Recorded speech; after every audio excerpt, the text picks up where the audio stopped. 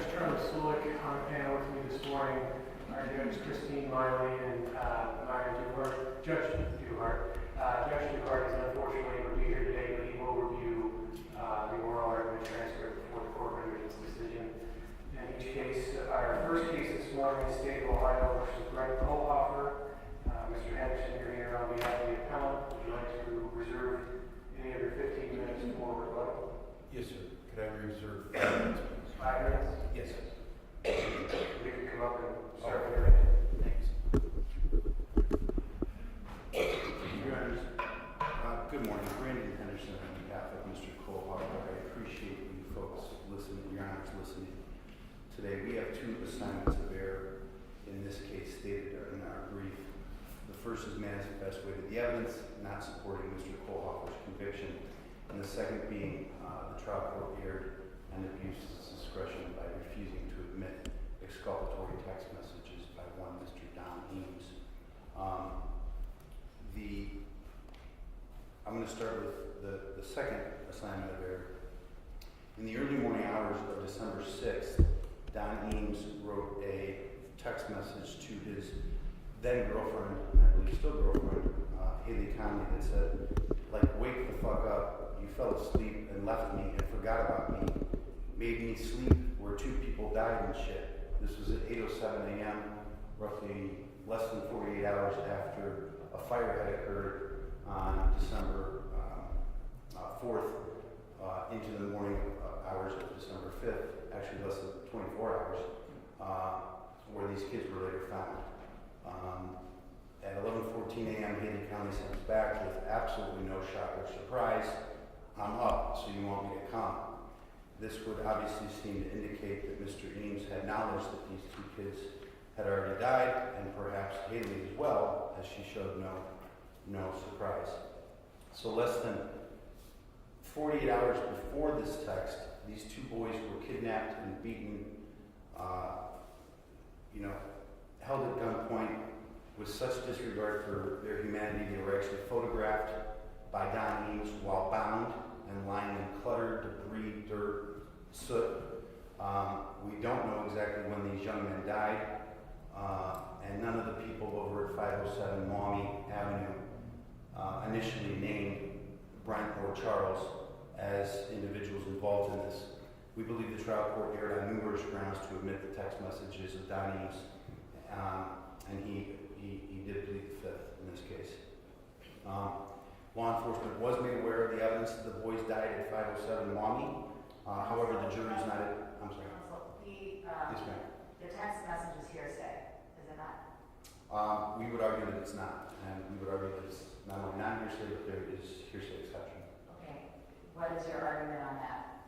What is your argument that this is an exception to hearsay or not hearsay? Our argument with regards to the exception to the hearsay would be that it is under 804b3 an exception due to the fact that it's a statement against interest. It clearly has the necessary corroborating factors to, we fully understand the corroboration. We would submit that this sort of exculpatory evidence has long been required to be admitted by the U.S. Supreme Court under due process. So we're also sort of dovetailing a constitutional argument here. What are the corroborating circumstances that indicate the trustworthiness of the statement? So, and a lot of the case law gets into this, but I think the most important things are time and relationship to the individual they're sending the text message to, the spontaneity of the text message. This was something that was done to his girlfriend. This was not something that was done 6 months later. Quite frankly, in this situation, if you take a look at the transcript, the trial court decided to rely on the credibility of Mr. Eames as well as other statements that Mr. Eames made, where a lot of the case law details the fact that even later contradicted statements of the first statement doesn't mean the first statement shouldn't be allowed admitted. So they focus on the reliability of the actual statement itself versus the actual credibility of the individual, and that was improper, we believe, for the trial court to do in this situation, and she clearly stated that on the record. So our argument would be under 804B3 that it is a statement clearly against interest. He knew about these children. He flat out says they died, and this is I'm sorry. How is it a statement against interest? It's a statement against interest because he was an individual that was there on December 3rd. Everybody says it. He was there, he says it himself. He was there December 3rd. He had a firearm.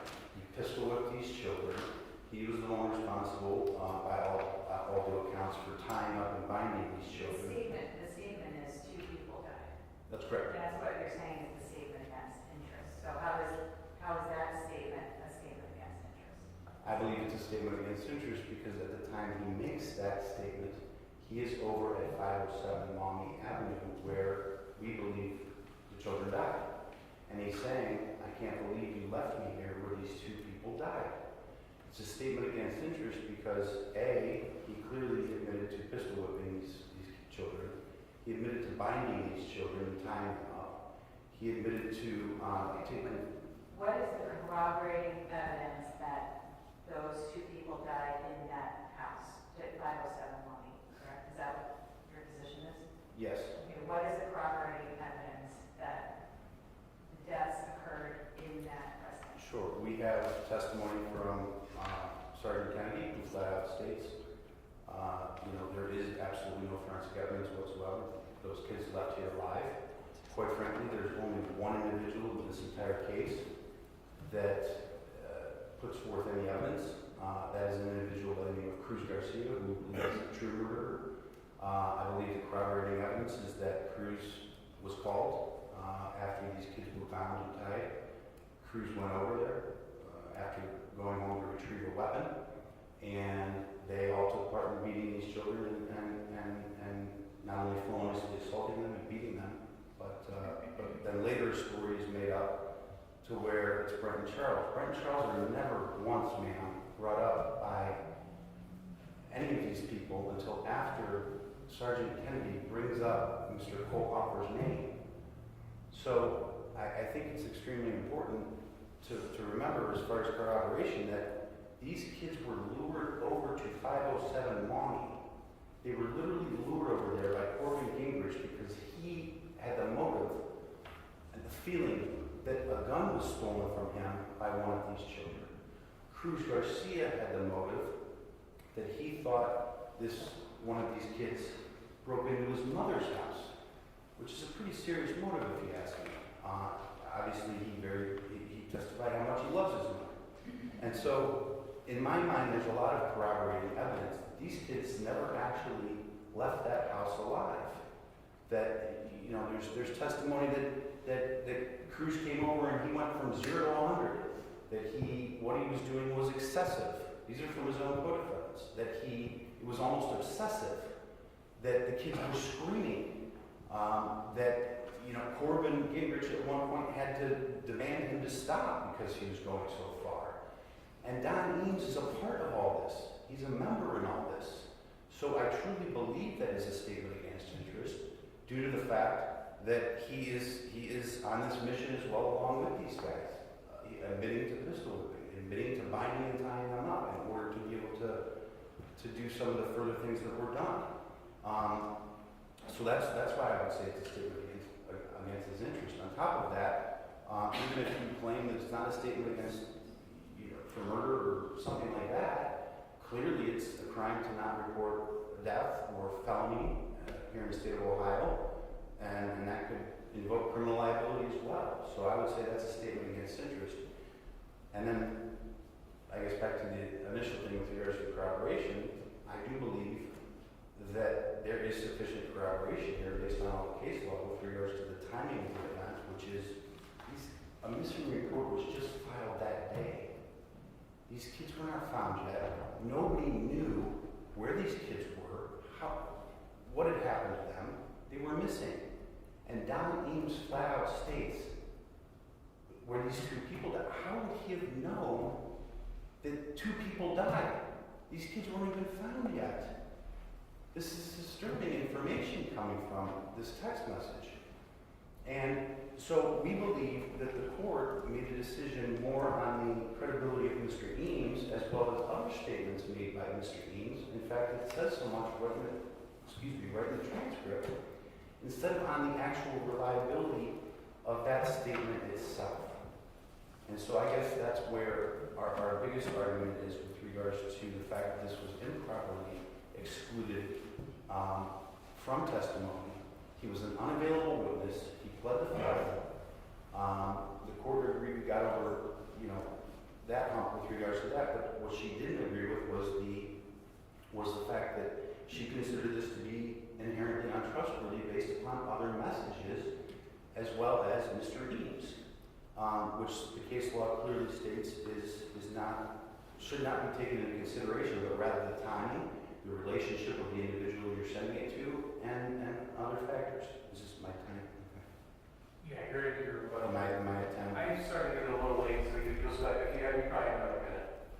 Okay, I apologize. So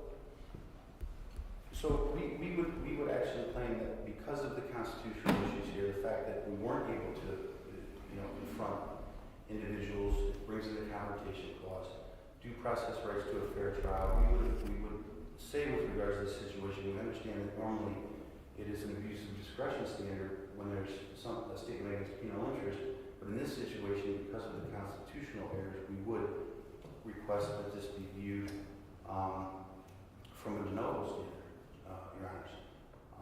And then I'll save the rest of my time for rebuttal. Thank you very much. Mr. Chair.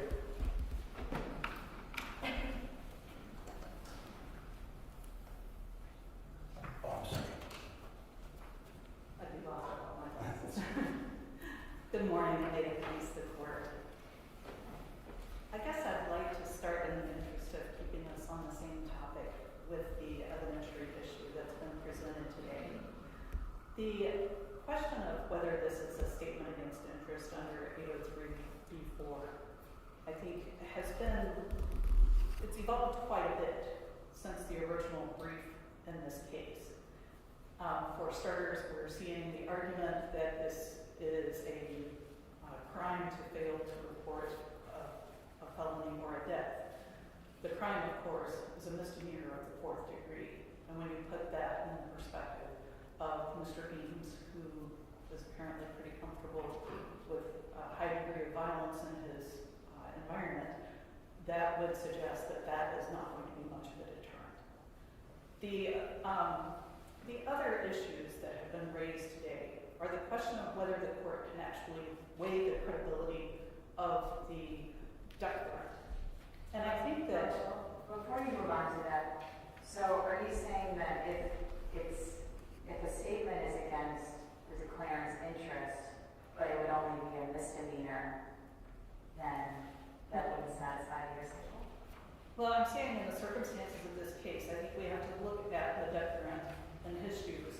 What is going to be regarded by him as a statement against penal interest? That's the only way we get to that trustworthiness element to begin with, is that he would not make this if he would regard this as a significant problem. He would only do it if he was being honest, because the consequences are so drastic. The idea of a misdemeanor probably isn't going to have much of an effect on Mr. Eames. So it's an entirely subjective analysis that you're advocating for that initial determination of whether or not a statement is against interest? So I'm not sure that, well, for starters, this question has not been fleshed out in the briefs, because the arguments in favor of the proposition of law were very minimal in the opening brief. So it's just now in the reply and oral arguments that we're actually seeing the basis of the argument.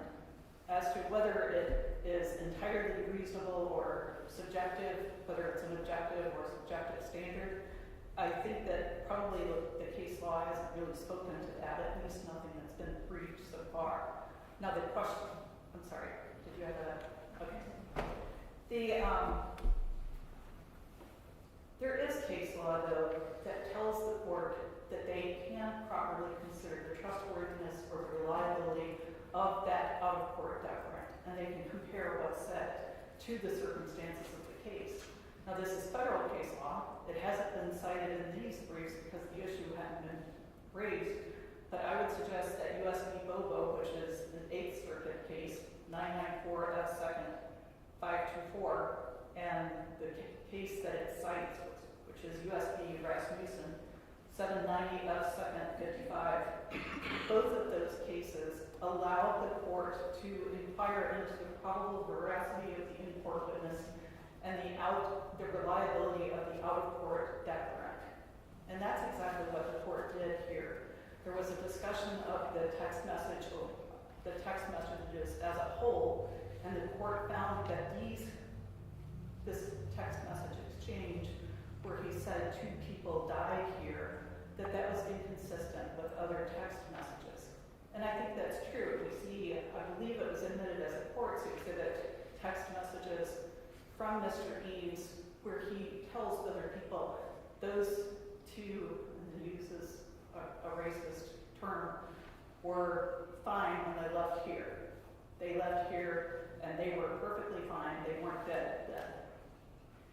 The other argument that's been advanced very vigorously in both the co-defendant's brief and here today is that the timing of the text messages somehow is a magical protecting measure of its reliability.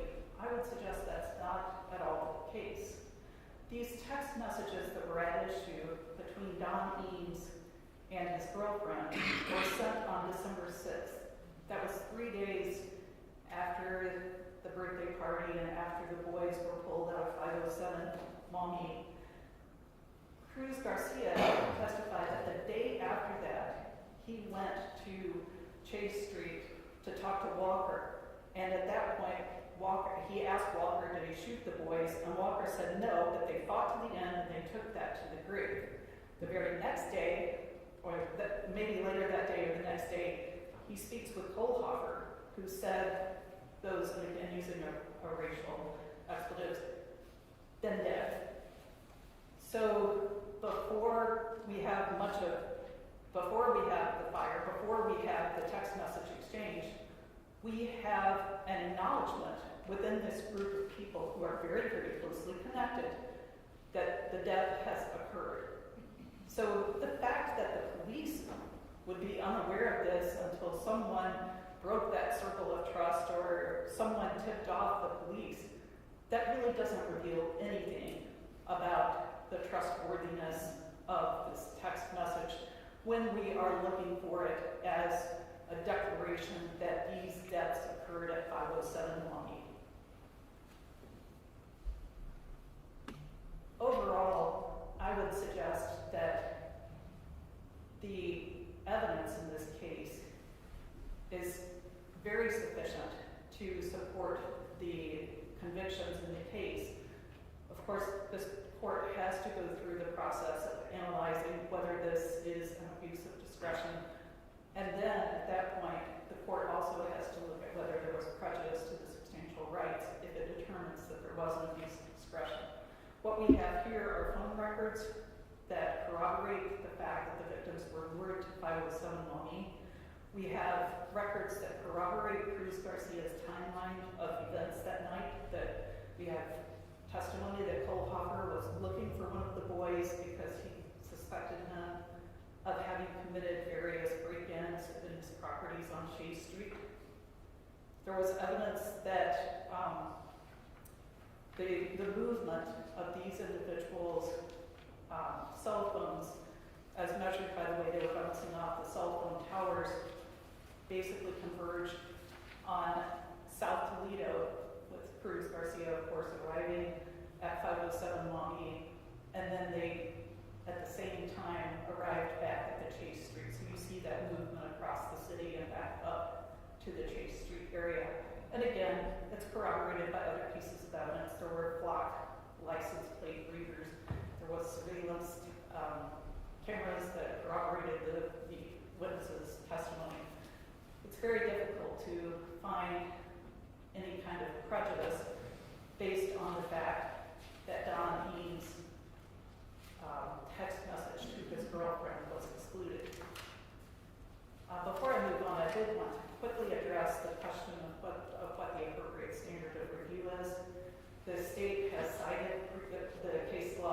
indicating that a decision on 804B3 is subject to an abuse of discretion. The fact that defendant wanted to use this to cross-examine a witness who did not make the statement, I think does not magically convert this into a sort of confrontation clause analysis where we would be looking at de novo review. We have a situation where this evidence was to be admitted to cross-examine a police officer who didn't make the declaration. It's not a time when it impaired the defendant's ability to cross-examine that police officer. He had that ability to see him face to face, and that's what the confrontation clause means. So I would suggest that the de novo standard that's set forth in the state or the defendant's brief would be improper. I did want to touch on another new argument that was raised in the brief with respect to the sufficiency or manifest weight of the evidence in this particular case. The appellant discusses the Ohio Constitution as a basis for, I suppose, returning to the Kool-Aid case law.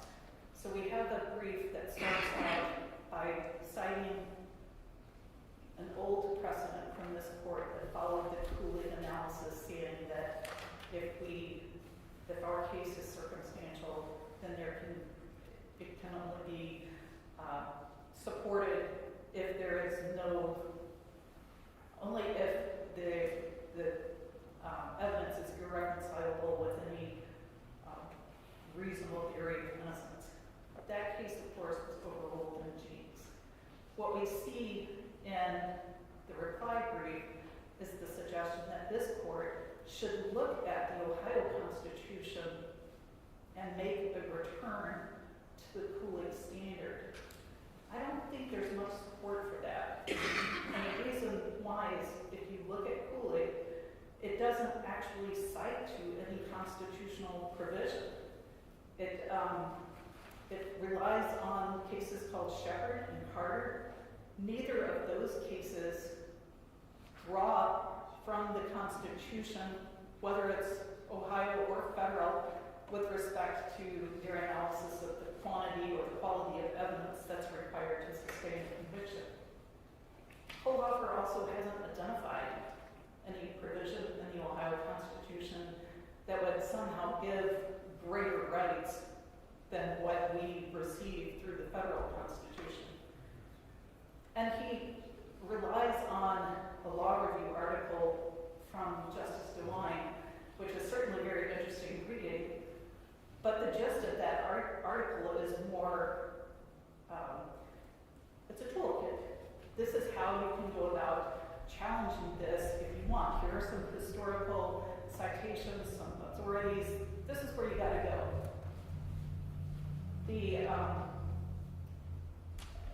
We don't see that in this brief. We're not seeing something that says that the Ohio Constitution's provision where we draw due process rights for somehow translates into something different than the federal standard. And I should say something greater, right? It would have to provide something greater. When we look at the provision, which is the open courts provision, it says that all courts shall be open and every person for an injury done to him and his land, good, personal, or reputation shall have a remedy by due course of law and shall have justice administered without denial or delay. That's pretty far from the due process clause of the 14th Amendment, where we have the cases like Jackson that says this is what we need for sufficiency of the evidence. So it's unclear how that would play out if we actually started to examine the historical and textual analysis of it's the Article 1, Section 16 of the Ohio Constitution. A couple other issues that were raised in the brief was one complaint that purpose for the element of purposely shouldn't be revealed as strangulation because there was only one victim who was strangled in this case. Right about the facts, I would contend wrong about the law. There was one conviction of aggravated murder, and that was for the victim who was strangled. And aggravated murder, as far as I can tell, is the only offense here that required a purposeful element.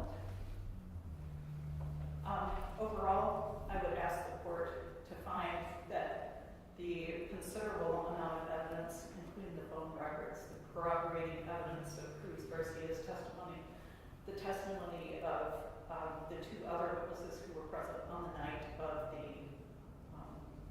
the party, that is more than enough to support each of the elements, and that the jury did not engage in any kind of losing its way, creating manifest miscarriage of justice.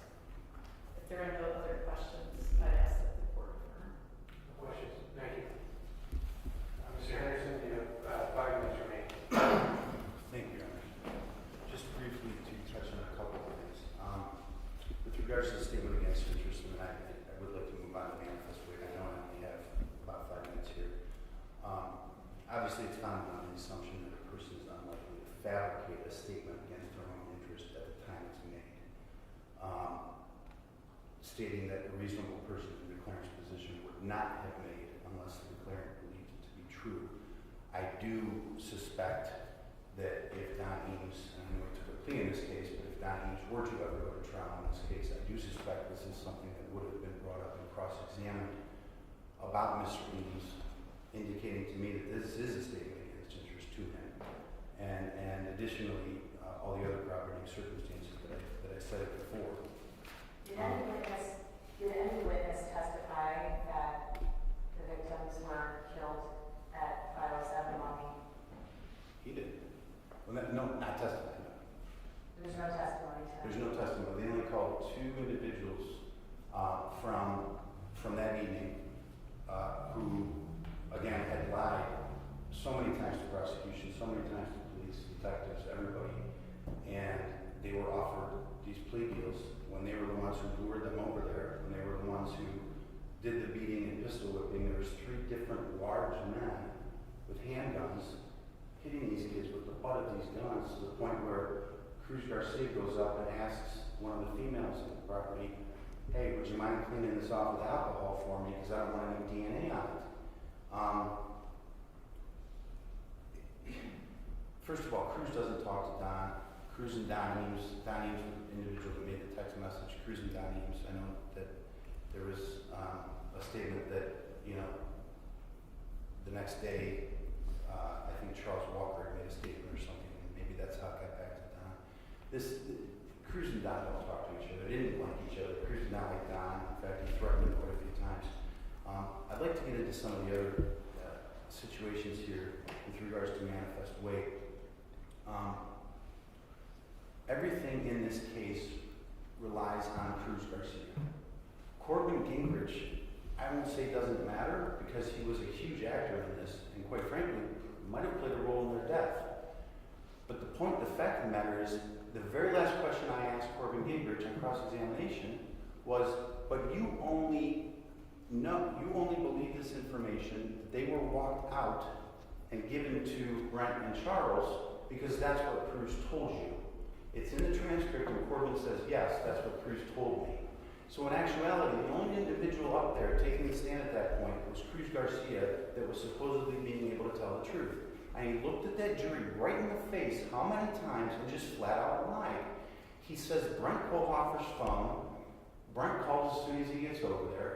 Charles is calling him, Charles Walker. They're getting ready. They're almost there. They're in the alleyway. He consistently is saying these things, which means the cell phone tower expert, a 17-year FBI special agent, should have been able to testify that the Verizon towers, my guy, he was on Verizon, I believe Charles was T-Mobile, should have pinged off of those towers. They didn't. This cat, the special agent from the FBI, flat out said, Kohlhofer's phones could not be found up to at least 5 miles away. And you have Cruz sitting here telling a jury, no, they were right outside in the alley calling me.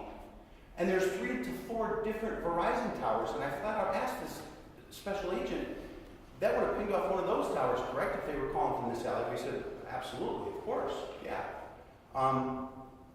Constant lies. I'd like to talk very quickly about motive. Brent has no motive.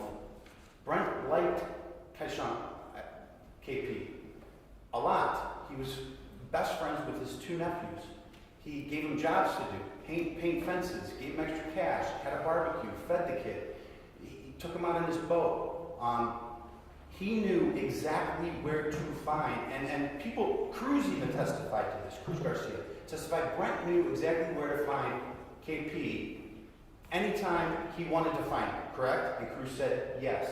Brent Kohlhofer did not need Cruz Garcia to say, hey Brent, could you come drive 15 minutes south over to Maumee, because I got KP over here. KP was constantly in the neighborhood, said so by the two nephews, saying, yes, we were always in the neighborhood. Both nephews testified, Brent knew that KP did not do this, thus giving no motive. By the way, it was a broken window. Cruz kept saying Brent was doing this because he wanted all his stuff back. Guns, drugs, money. Guess what? The kids didn't have guns, drugs, or money because the police, when the window was broken and the alarm went off, the police came over and took however many pounds of marijuana. So the kids didn't even have this to give back. And Brent knew it was not KP. Brent knew that. There was cameras. So he has no motive. However, the motive for Corbin is he thought a kid that treated him very well stole a gun from him. The motive for Cruz Garcia is that somebody held up his mom at his mother's own house, in her residence. And the coroner flat out testified, this is a much more upfront, up close, personal, rage type of killing. The strangulation. Brent didn't even know the other kid, KW. I know my time's up, I believe. You're right. So, you finish up the next one. So it blows my mind that we literally have a liar, an individual that has been given so much incentive to lie, who could possibly be out in his early 40s and will be able to live a life, while my guy's going to die in prison after the only evidence being Cruz Garcia. We have their own FBI agent saying my guy wasn't within 5 miles. We have no motive to speak of. We have his two nephews saying KP was always in the neighborhood and Brent knew exactly where to find him. We have Cruz Garcia saying he knew exactly where to find him. By the way, we have no idea who this alleged informant was. We were never. Thank you.